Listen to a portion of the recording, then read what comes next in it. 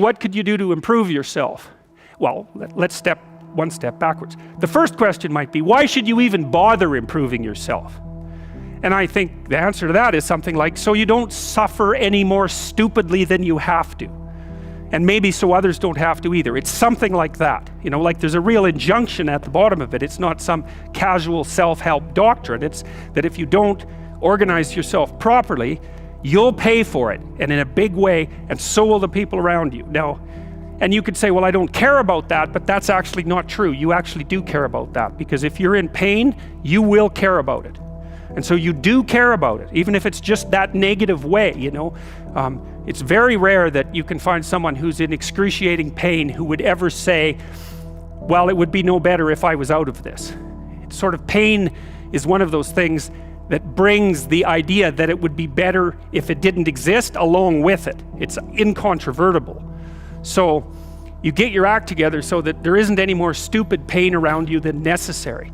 Well, so then the question might be, well, how would you go about getting your act together? And the answer to that, and this is a phenomenological idea too, it's something like, look around for something that bothers you and see if you can fix it. You can do this in a room. It's quite fun to do it just when you're sitting in a room, like a room, maybe your bedroom. You can sit there and just sort of meditate on it and think, okay, if I wanted to spend 10 minutes making this room better, what would I have to do? And you have to ask yourself that, right? It's not a command, it's like a genuine question. And things will pop out in the room that you know, there's a stack of papers over there that's kind of bugging you, and you know that maybe little order there would be a good thing, and you know, there's some rubbish behind your computer monitor that you haven't attended to for like 6 months, and the room would be slightly better if it was a little less dusty and the cables weren't all tangled up the same way. And like, if you allow yourself just to consider the expanse in which you exist at that moment, there'll be all sorts of things that'll pop out in it that you could just fix. And you know, I might say, well, if you were coming to see me for psychotherapy, the easiest thing for us to do first would just be to get you to organize your room. You think, well, is that psychotherapy? And the answer is, well, it depends on how you conceive the limits of your being. And I would say, start where you can start. You know, if something announces itself to you, which is a strange way of thinking about it, as in need of repair, that you could repair, then hey, fix it. You fix 100 things like that, your life will be a lot different. Now, I often tell people too, fix the things you repeat every day, because people tend to think of those as trivial, right? You get up, you brush your teeth, you have your breakfast, you know, you have your routines that you go through every day. Well, those probably constitute 50% of your life. And people think, well, they're mundane, I don't need to pay attention to them. It's like, no, that's exactly wrong. The things you do every day, those are the most important things you do. Hands down. All you have to do is do the arithmetic. You figure it out right away. So 100 adjustments to your broader domain of being, and there's a lot less rubbish around, and a lot fewer traps for you to step into. And so that's in keeping with Jung's idea about erasing once you've got your mind and your emotions together, and once you're acting that out, then you can extend what you're willing to consider yourself and start fixing up the things that are part of your broader extent. Now, sometimes you don't know how to do that. So you might say, imagine you're walking down Bloor Street and there's this guy who's like alcoholic and schizophrenic and has been on the streets for 10 years. He sort of stumbles towards you and, you know, incoherently mutters something. That's a problem. And it would be good if you could fix it, but you haven't got a clue about how to fix that. You just walk around that and go find something that you could fix, because if you muck about in that, not only is it unlikely that you'll help that person, it's very likely that you'll get hurt yourself. So, you know, just because while you're experiencing things announce themselves as in need of repair, doesn't mean that it's you right then and there that should repair them. You have to have some humility. You know, you don't walk up to a helicopter that isn't working and just start tinkering away with it. You have to stay within your domain of competence. But most of the time, if people look at their lives, you know, it's a very interesting thing to do. I like the idea of the room, because you can do that at the drop of a hat. You know, you go back to where you live and sit down and think, okay, I'm going to make this place better for half an hour. What should I do? And you have to ask. And things will just pop up like mad. And it's partly because your mind is a very strange thing. As soon as you give it a name, a genuine aim, it'll reconfigure the world in keeping with that aim. That's actually how you see to begin with. And so if you set it a task, especially, you have to be genuine about it, which is why you have to bring your thoughts and emotions together, and then you have to get them in your body so you're acting consistently. You have to be genuine about the aim, but once you aim, the world will reconfigure itself around that aim, which is very strange. And it's technically true. You know, the best example of that, you have all seen this video where you watch the basketballs being tossed back and forth between members of the white team versus the black team, and while you're doing that, a gorilla walks up into the middle of the video and you don't see it. It's like, you know, if you thought about that experiment for about 5 years, that would be about the right amount of time to spend thinking about it, because what it shows you is that you see what you aim at. And that, man, if you can get one thing through your head as a consequence of even being in university, that would be a good one. You see what you aim at. And so, because one inference you might draw from that is, be careful what you aim at, right? What you aim at determines the way the world manifests itself to you. And so if the world is manifesting itself in a very negative way, one thing to ask is, are you aiming at the right thing? Now, you know, I'm not trying to reduce everybody's problems to an improper aim. People get cut off at the knees for all sorts of reasons. You know, they get sick, they have accidents. There's a random element to being, that's for sure. And so you don't want to take anything, even that particular phrase, too far. You want to bind it with the fact that random things do happen to people, but it's still a great thing to ask. What's the difference between the successful and the unsuccessful? The successful sacrifice. Things get better as the successful practice their sacrifices. The questions become increasingly precise and simultaneously broader. What's the greatest possible sacrifice for the greatest possible good? And the answers become increasingly deeper and profound. You can conjure up a representation of yourself. You can conjure up a variety of potential representations of yourself in the future. You can lay out how those future representations of yourself are likely to prevail or fail. You can cull the potential yous in the future that will fail, and then you can embody the ones that will succeed. You do that well simultaneously, conjuring up a representation of your current state and determining for yourself, because of your undue suffering, which elements of your pathetic being need to be given up so that you can move forward into that future. And the goal, what is it that you're aiming at with that work and that sacrifice? That's the ultimate question. It's the question I was trying to address in that writing. What is it that you're trying to do? Well, you're trying to improve the future. We believe that the future can be improved. We believe that it can be improved as a consequence of our sacrificial work. And so, once again, what are the limitations? What are the limits to that? What are the necessary limits to that? I would say we don't know. I would say as well that that's actually something that the entire corpus of biblical stories is trying desperately to articulate, to figure out and articulate, right? We conjured up this remarkable idea. The future exists. We can see it even though it's only potential. We can adjust our behavior in the present in order to maximize our probability of success in the future. How best to do that? Well, the idea is something like, don't hesitate to offer the ultimate sacrifice if you want the future to turn out ultimately well. Now, obviously, that idea is clothed in metaphysical speculation and religious imagery, but it still remains an intensely practical issue, right? What is it that you could contract for, let's say, if you were willing to give up everything about you that's weak and unworthy? Then you were talking about negotiation, right? And you said, well, you said something like, don't people who feel good about themselves, aren't they able to negotiate better? And negotiation is actually a practical issue to some degree. Like, the first thing is that you have to figure out what you want. Because you were saying, well, it's not merely rational. It's like, yeah, that's for sure. You have to bargain from a position of authority, let's say, not power. Authority is a better word. But you don't have authority unless you know what you're talking about, and unless you can bring, and you can't say no unless you've set yourself up with alternatives. So when you go to your boss and you negotiate for a raise, You need to have the sort of CV that enables you to go find another job, and you have to have your CV prepared, and you have to have looked for another job, and you have to be able to get one.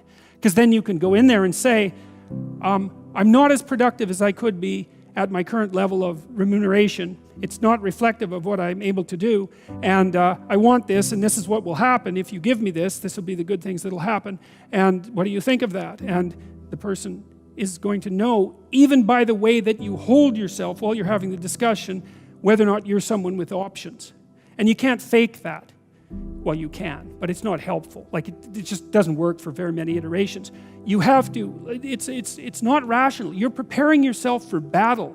That's what you're doing. And you can't be weak when you prepare yourself for battle. Because if the person says, no, I'm not giving you a raise, which is exactly what they should say, because what are they going to do? Just like sprinkle the money around? You need to be able to say, okay then, there will be consequences that you don't like. And that's what it means to say no to someone. No means, if you continue to push this, things will happen that you don't like. Now in that case, it'll be, I'll depart and take my talents with me.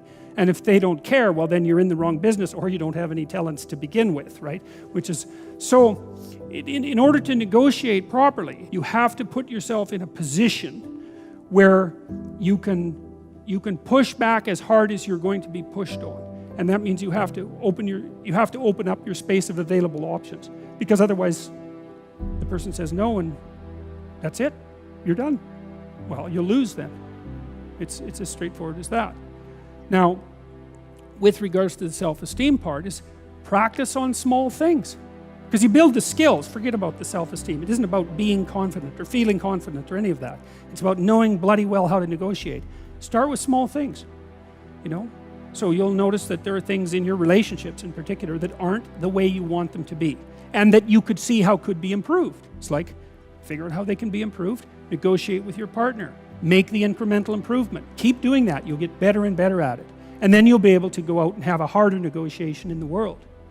So, you know, people have told me many times that when they listen to me talk, they're hearing things that they already knew but didn't know how to say. It's something like that. And this is one of those things that I think is exactly like that. I mean, I think it's at the very core of our moral knowledge, which is our behavioral knowledge and our perceptual knowledge. I mean, let's get this straight. Moral knowledge is no trivial matter. It's knowledge about how it is that you orient yourself in the world. There's no more profoundly necessary form of knowledge. Well, it's predicated on something that's exactly like this. We know that we have to make sacrifices. We know that we have to aim at what's good. So then why isn't that we don't aim at what's best and make the sacrifices that are necessary in order to bring that into play? I think it seems to me that in some sense that's self-evident. The question is why we don't do it, but there's answers to that too already in the material that we've covered. Life is hard, and it hurts people.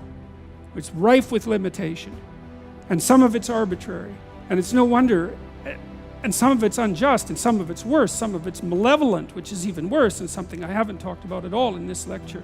It's not surprising that that combination of vicissitude can turn people against being. But I think even when that happens, and even when people have the kind of history that if they revealed to you, you would say, well, it's no wonder you turned out that way. The people who turn out that way still know that it's wrong. They still know that however deep their own suffering, however arbitrary their own suffering, however much that's caused by the malevolence of others, as well as the tragedy of existence, that does not in any way justify their turning away from the good. And I believe everyone knows that. To what end should you devote your life? It's a good question. That's the question of the meaning of life. And you know, people need meaning in their lives because their lives are difficult. Maybe you think, no, life isn't that hard. It's like, oh, not only is it that hard, it's even harder than you think. You're going to be tested, that's for sure. And if you have a sustaining meaning, then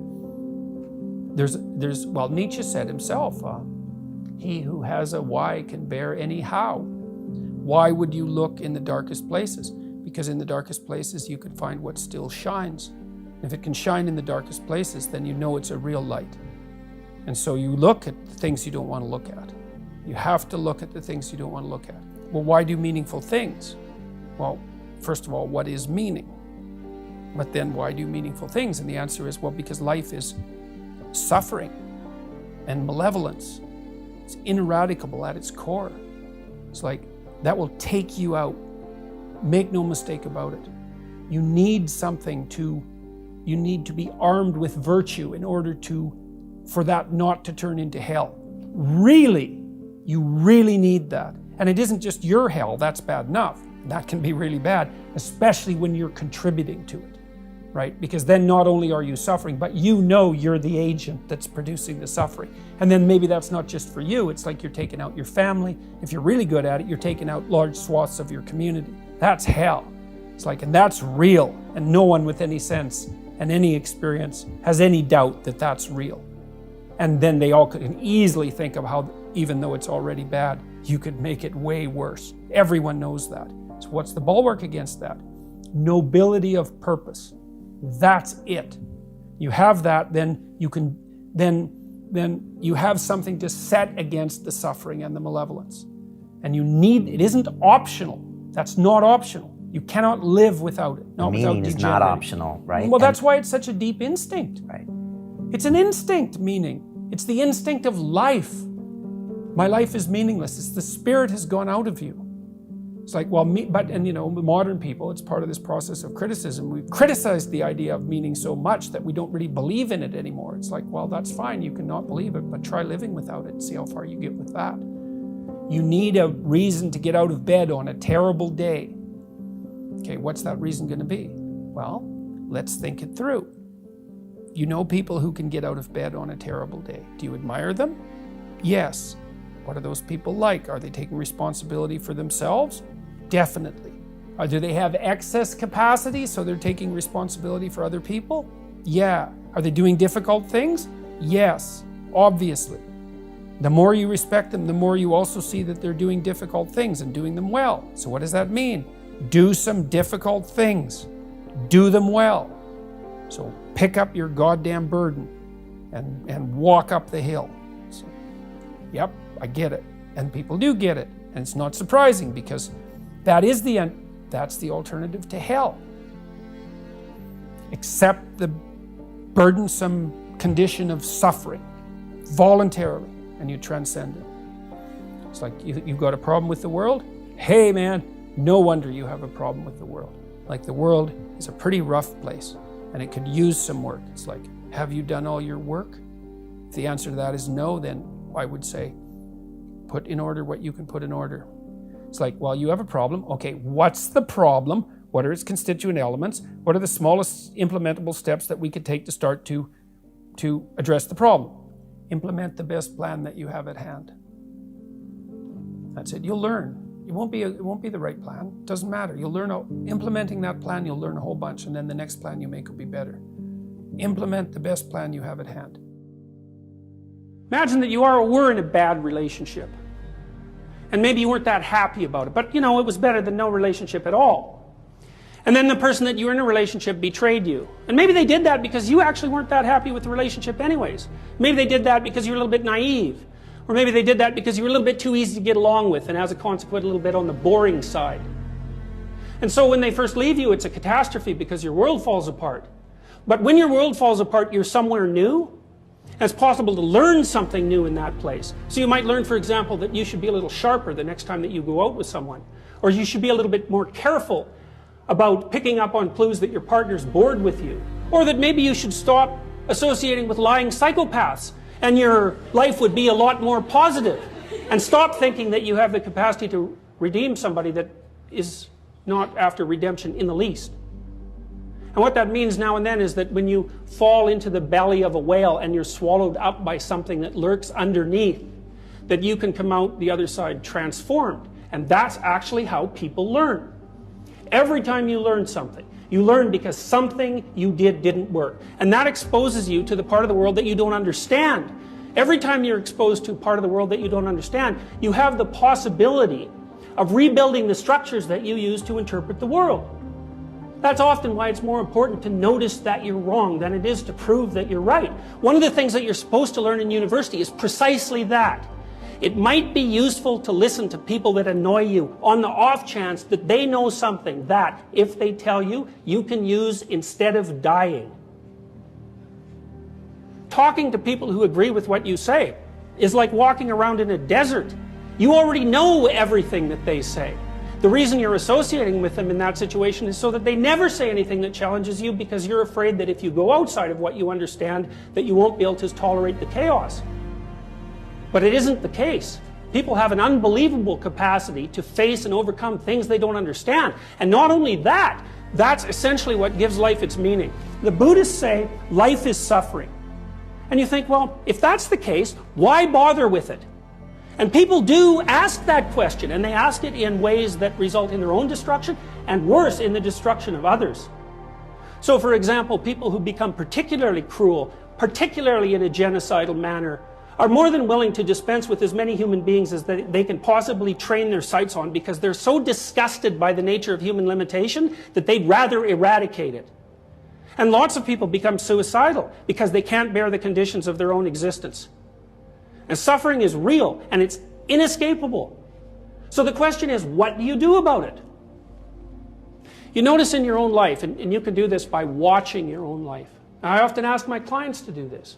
Say, look, watch your life for a week and pretend you don't know who you are, because you don't know who you are at all.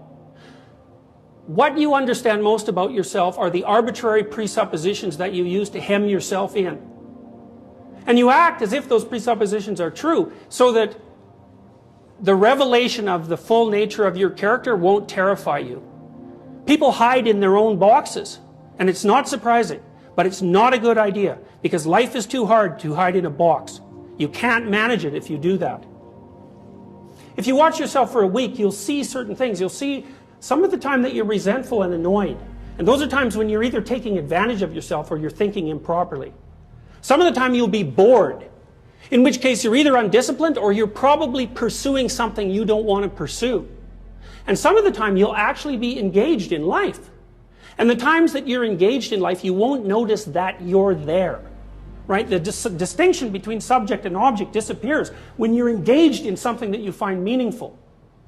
The purpose of life, as far as I can tell from studying mythology and from studying psychology for decades, is to find a mode of being that's so meaningful that the fact that life is suffering is no longer relevant.